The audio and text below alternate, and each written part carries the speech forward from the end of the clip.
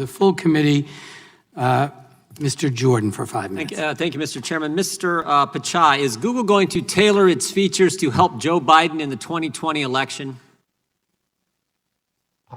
Congressman, we approach our work, we support both campaigns today. We think political ads is an important part of free speech in democratic societies, and we engage with campaigns, according to law, and we approach our work in a nonpartisan way.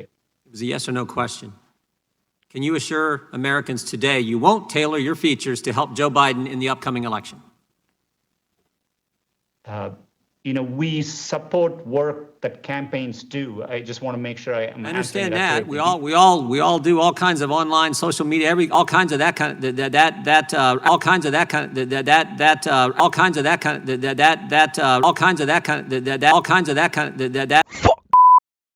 communication.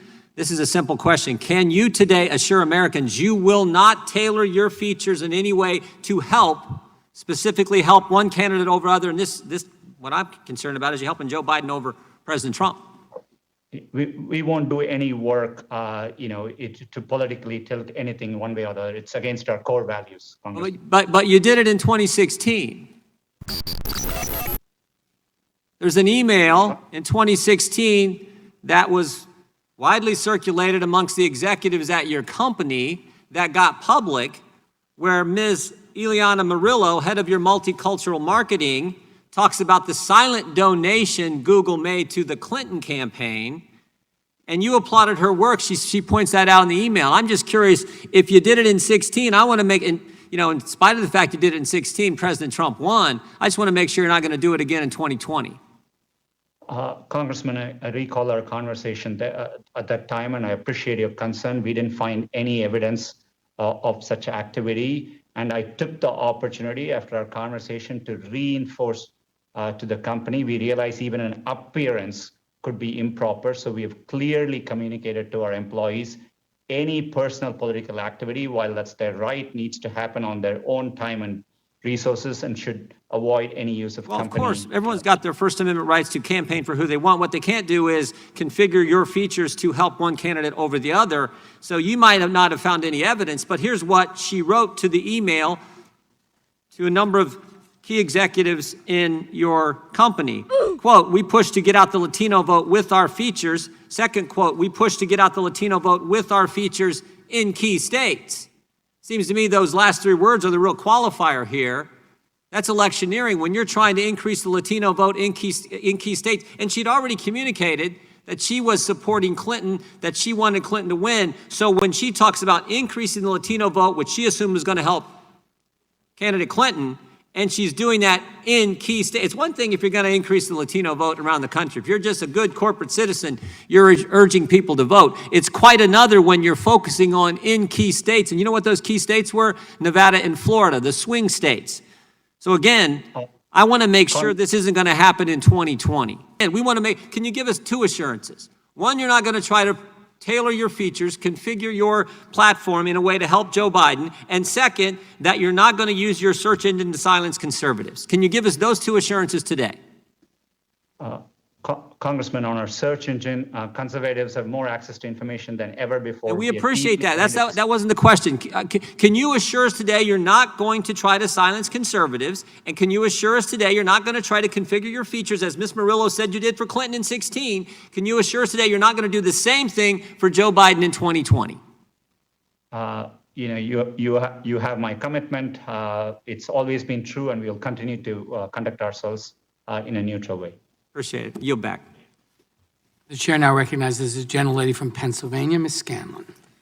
Thank you, gentlemen. I'd like to redirect your attention to antitrust law rather than fringe conspiracy theories. Mr. Bezos, our investigation... Mr. Chairman, we have the email. There is no fringe... Excuse me, it's not your time. Jordan, you do not have the time. Please be respectful of your colleague. She controls the time. Put your mask on. Put your mask on. Mr. Jordan. Mr. Raskin, Mr. Jordan, you want to talk about masks. Mr. Jordan, Ms. Scanlon. Why would the Deputy Secretary of Treasury unmask Michael Flynn's name, Mr. Raskin? And what I want to know is, when someone comes after my motives for asking questions, I get a chance to respond. The gentlelady is recognized. Mr. Zuckerberg, in 2004, there were dozens of social media companies. Facebook distinguished itself from the competitors by focusing specifically on privacy.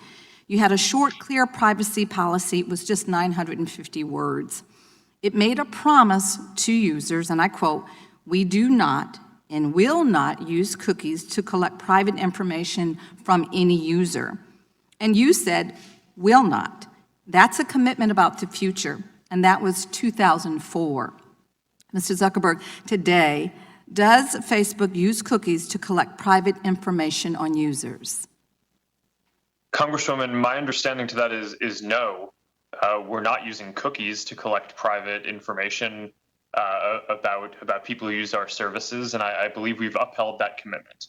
Okay, thank you. So, Mr. Zuckerberg, do you think that your company would be as successful if it had started with today's cookies policy in place?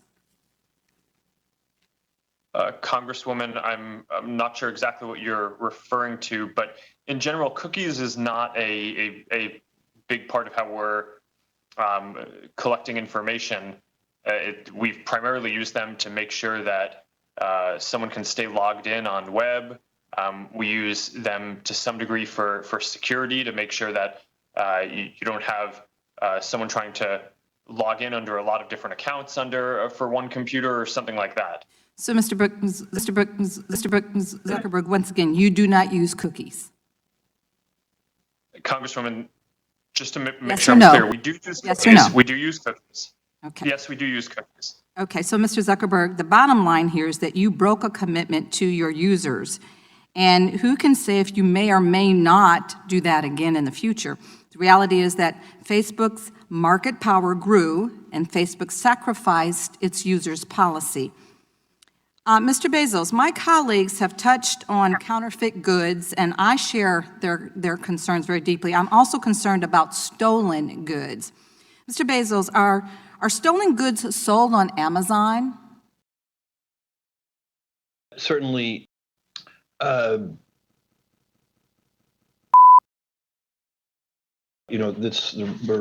more than 1 million sellers, and so I'm sure that there have been stolen goods. Really, Mr. Sold Bezos? on Amazon. Really, Mr. Bezos? I'm sorry. There's not? You don't believe that there is? I That said- surprises me. No, I just said with over 1 million sellers, I'm sure that it has happened.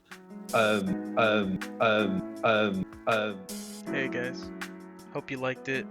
I definitely had fun making it, so I'm gonna do part 2 real soon. Keep an eye out for that. Peace.